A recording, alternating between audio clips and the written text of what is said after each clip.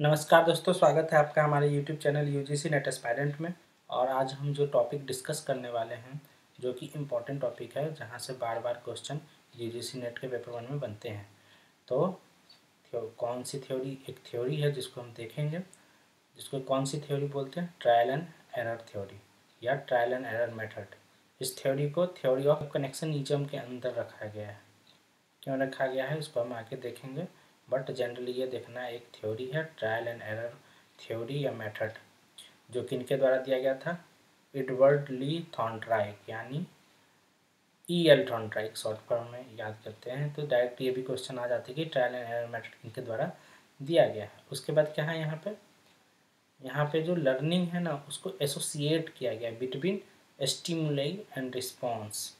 मतलब क्या, जो स्टिमुलेट करते हैं, जो हम बिहेव करते हैं, जो हम परफॉर्मेंस करते हैं, उसका रिस्पॉन्स क्या आया है, वो ये दोनों के बीच में इस दोनों के बीच में कनेक्शन दिखाया गया कि जो हम परफॉर्मेंस करते हैं उसका रिस्पॉन्स क्या आता है। इसीलिए इसको कनेक्शन ईजम थ्योरी बोला गया, कनेक्शन ईजम। तो इनका जो थॉर्नडाइक का जो एक रिसर्च था, एक एनिमल बिल्ली, एक कैट पे रिसर्च था। उसने क्या किया था, एक पजल बॉक्स बनाया था। पजल बॉक्स में क्या किया था, एक कैट को बंद कर दिया था। तो कैट सबसे पहले कंडीशन में क्या हुआ कि एक लीवर लगा हुआ था यहाँ पे। तो उसने बिल्ली ने बार बार प्रयास किया। और क्यों प्रयास किया, क्योंकि ये जो प्रयास कर रहा था वो इसका क्या था, स्टिमुली था। और जब ये बाहर निकल जाता तो क्या था, वो उसका रिस्पॉन्स था। तो ये यहाँ पर एक मछली रख दिया जाता है।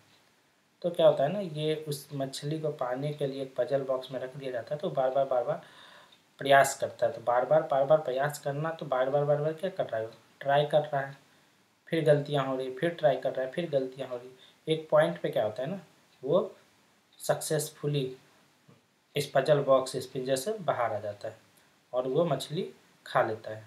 मतलब जो भी उसके सामने खाना रखा हुआ है वो खा लेता है। फिर दूसरा अटेम्प्ट में फिर उसे बंद किया जाता है। तो क्या होता है ना, जब जो फर्स्ट टाइम में उसे जितना टाइम लगा था और जो दूसरा सेकंड टाइम में जो बिल्ली थी उसको जितना टाइम लगा वो कम लगा। फिर एक पॉइंट आता है कि फिर तीसरी बार भी उसे रखा जाता है तो इससे और कम टाइम लगता है। क्यों, क्योंकि यहाँ पर ट्रायल एंड एरर मेथड बहुत बार किया, यहाँ उससे कम किया, उसके बाद यहाँ पे उससे और कम किया।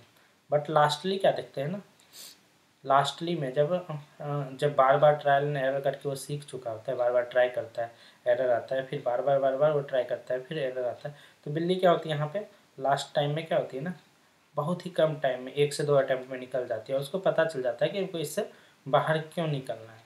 तो इसी थ्योरी के बेस पे वो बोलते हैं कि लर्निंग होता है जब हम बार बार ट्राई करते हैं, एरर आता है, बार बार ट्राई करते हैं, फिर एरर आता है। तो लास्ट में एक पॉइंट होता है ना जहाँ पे हम क्या करते हैं, सक्सेस हो जाते हैं। तो इसमें बहुत सारे टर्म हैं, उसको हम देख लेते हैं जहाँ से क्वेश्चन बनते हैं। तो सबसे पहले क्या है यहाँ पे, two types of law of learning. तो two types of law of learning क्या है, सबसे पहले ये जो लॉ ऑफ लर्निंग है क्या है, ये प्राइमरी है। ये क्या है, ये प्राइमरी है। तो प्राइमरी में सबसे पहला क्या आता है, लॉ ऑफ रेडीनेस। तो लॉ ऑफ रेडीनेस में क्या होता है ना, यहाँ पे क्या होता है, मतलब कोई भी पर्सन है, वो कोई भी जो भी टीचर है, जो भी लर्नर है, वो क्या वहाँ, तो उसको टीचर क्या देखते हैं वहाँ पे ना कि बच्चा फिजिकल, यहाँ पे जो है बच्चा यहाँ पे फिजिकल प्रिपेयर है क्या, बच्चा बीमार तो नहीं है, या फिर बच्चा भूखा तो नहीं है, अगर भूखा रहेगा तो पढ़ेगा क्यों, या फिर जो बच्चे का मोटिवेशन लेवल है वो स्टडी के प्रति है या नहीं है, तो उसको मोटिवेट करना है, या बच्चा डीमोटिवेट है, या फिर बच्चा का क्या है ना, वो जिस घर से, जिस वातावरण से आ रहा है वहाँ पे पढ़ाई का माहौल ही नहीं है, तो वो तो सोचेगा पढ़ाई करने से कुछ नहीं होता। तो उसको किस ढंग से समझाया जाएगा, किस वे में समझाया जाएगा। तो यही होता है कि जहाँ पे बच्चा एक रेडी होता है, पहले से रेडी होता है, तो वो क्या हो जाता है ना, लॉ ऑफ रेडीनेस। उसके बाद लॉ ऑफ रेडीनेस के बाद क्या होता है, लॉ ऑफ एक्सरसाइज। जब यहाँ पे बच्चा रेडी हो जाता है पढ़ने के लिए, तो फिर वो क्या करता है, पढ़ता है। तो यहाँ पे क्या करता है, बार बार क्या करता है, ट्राई करता है, और एरर आता है। तो ये जो ट्रायल एंड एरर होता है ना, वो इसी कंडीशन में होता है। यहाँ पे तो बच्चा रेडी होता है, यहाँ पे क्या होता है, ट्रायल एंड एरर करता है। तो यहाँ पे क्या होता है ना, ट्रायल एंड एरर करके वो सीखता है। तो बट यहाँ पे एक दो पार्ट आता है, एक लॉ ऑफ यूज और लॉ ऑफ डिसयूज। तो जैसे कि हम नेट के जैसे एक एग्जांपल से समझाते हैं कि आप नेट के एग्ज़ाम के पर्पज़ से पढ़ रहे हैं और आपने जेआरएफ अचीव कर लिया।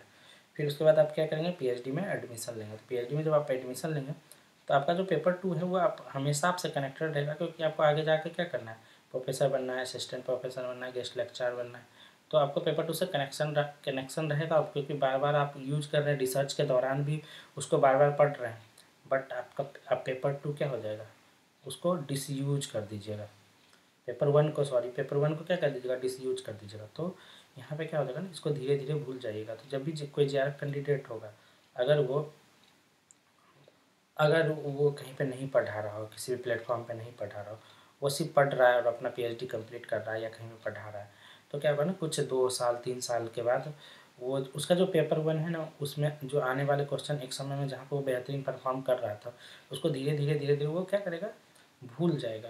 तो यही है एक्सरसाइज में, मतलब एक्सरसाइज क्या है, यहाँ पर ट्रायल एंड एरर कर रहा है, सीख रहा है। बट यहाँ पे क्या होता है ना, जिसके साथ हम जुड़े रहते हैं, जिसको हम बार बार यूज कर रहे हैं, वो तो हमें याद रहता है। और दूसरा पॉइंट क्या होता है, जिसको हम धीरे धीरे अपने डेली लाइफ से उसको क्या करते हैं, हटाते जाते हैं। तो उसका क्या होता है ना, उसका जो स्टिमुलस है और जो रिस्पॉन्स है वो क्या होता है ना, धीरे धीरे डिक्रीज हो जाता है। क्यों? क्योंकि हम प्रैक्टिस नहीं कर रहे हैं, उसको यूज नहीं कर रहे हैं। और यहाँ पे क्या होता है ना, स्ट्रांग हो जाता है। क्यों? क्योंकि इसको हम बार बार कनेक्ट कर रहे हैं, बार बार स्टिमुलस कर रहे हैं और रिस्पॉन्स कर रहे हैं। तो यही होता है एक्सरसाइज के अंदर, यूज एंड डिसयूज। और उसके बाद इसी प्राइमरी लेवल में जब तीसरा पॉइंट क्या आता है, लॉ ऑफ इफेक्ट। जब यहाँ पे क्या होता है, लॉ ऑफ इफेक्ट, जनरली इसको हम किससे कनेक्ट करते हैं, कनेक्शनिज्म से। तो कनेक्शनिज्म से कनेक्ट करते हैं। तो यहाँ पे क्या होता है, ट्रायल एंड एरर के बाद जो रिजल्ट आता है, जो इफेक्ट पड़ता है, वो इसमें आता है। तो इसमें क्या होता है ना, लॉ ऑफ इफेक्ट में 2 तरह का इफेक्ट होता है। एक क्या होता है, पॉजिटिव, दूसरा क्या होता है, निगेटिव। ये क्यों होता है, ये जो पॉजिटिव जो होता है, जब हमको रिवॉर्ड्स मिलता है, ठीक है। और ये निगेटिव क्यों होता है, जब हमको पनिशमेंट मिलता है। पनिशमेंट, रिवॉर्ड या री इन्फोर्समेंट। ये जो वर्ड है, ये सबसे पहले किन्होंने, थॉर्नडाइक ने सबसे पहले टीचिंग में यूज किया था। पहले से ये वर्ड यूज होते थे, बट टीचिंग में सबसे पहले यूज किया है थॉर्नडाइक ने। और इन्हीं का सबसे ज़्यादा कंट्रीब्यूशन है इसमें।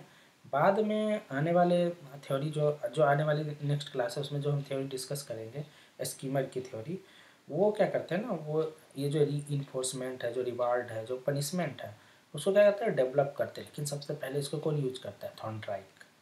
तो ये सबसे ज़्यादा जो लॉ ऑफ इफेक्ट क्या है, वो सबसे ज़्यादा प्रभावकारी है। और यहाँ पे क्या होता है ना, यहाँ पे वही जो मैंने बोला, रिवार्ड्स, पनिशमेंट। तो तो क्या है ना कि इनका सबसे बड़ा योगदान है थॉर्नडाइक का। और इसके बाद हम एक जनरली जो नेट का जो क्वेश्चन है वो यहीं से बनता है।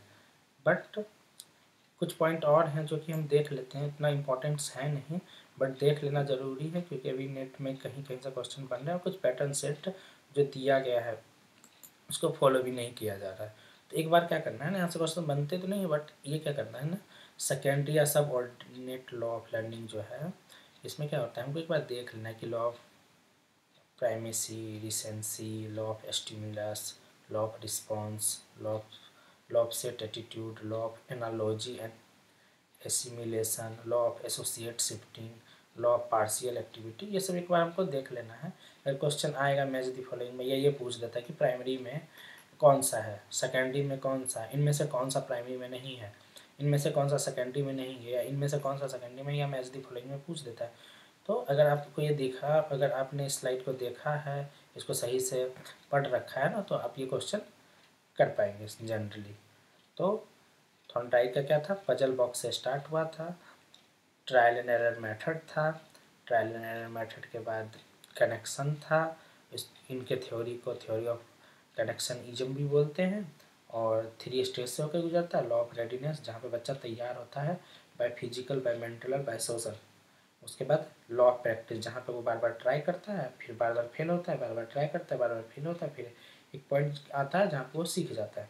तो ट्रायल एंड एरर के प्रोसेस से गुजर के जो सीखता है, बार बार प्रैक्टिस करके सीखता है। तो वहाँ पे क्या था, 2 की टर्म था, एक था यूज, दूसरा क्या था, डिसयूज। तो यूज में क्या था, यूज में मैंने आप एग्जांपल बताया था कि यूजीसी नेट में जो जेआरएफ करके जाते हैं और उन्होंने पीएचडी में एडमिशन ले लिया तो पेपर 2 से तो हमेशा कनेक्टेड रहते हैं, तो पेपर 2 के साथ क्या यूज है। बट पेपर 1 उनका क्या हो जाता है, वो धीरे धीरे भूल जाते हैं, पेपर 1 को वो उतना ध्यान नहीं दे पाते हैं और वो क्या हो जाता है, उनका डिसयूज हो जाता है। तो पेपर 2 में क्या होता है, उनका स्टिमुलस और रिस्पॉन्स कम हो जाता है। और पेपर 2 में क्या होता है ना, पेपर 1 में स्टिमुलस रिस्पॉन्स कम हो जाता है, वो डिसयूज हो जाता है। जबकि पेपर 1 में क्या हो जाता है, उनका स्टिमुलस रिस्पॉन्स धीरे धीरे रिसर्च करते हैं, बहुत सारे बुक्स पढ़ते हैं, बहुत सारे पेपर्स पढ़ते हैं, तो उनका स्टिमुलस रिस्पॉन्स क्या होता है, इंक्रीज होता है। तो और क्या करते हैं, बेहतरीन परफॉर्मेंस करते हैं। उसके बाद लास्ट क्या था, law of effect. Law of effect में क्या करता है, कनेक्शनिज्म, मतलब दो तरीके के पॉइंट हैं, जिस एक पॉजिटिव एक निगेटिव। पॉजिटिव में क्या था, रिवॉर्ड और रीइंफोर्समेंट, और निगेटिव में क्या था, पनिश।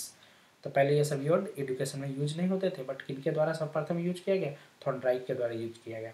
बाद में इसी जो रीइंफोर्समेंट और पनिशमेंट है, इसको क्या किए थे ना, स्कीमर, इसको डेवलप्ड किए थे। बट एडुकेशन में सबसे पहले यूज करने का क्रेडिट, इस बेहतरीन कॉन्सेप्ट को यूज करने का क्रेडिट किसको जाता है, थॉर्नडाइक को दिया। तो पजल बॉक्स था, फिर प्राइमरी के बाद ये सेकेंडरी हमको देख लेना था। तो आशा करता हूँ कि आपको ये वीडियो समझ में आई होगी। तो thank you, keep learning, keep watching.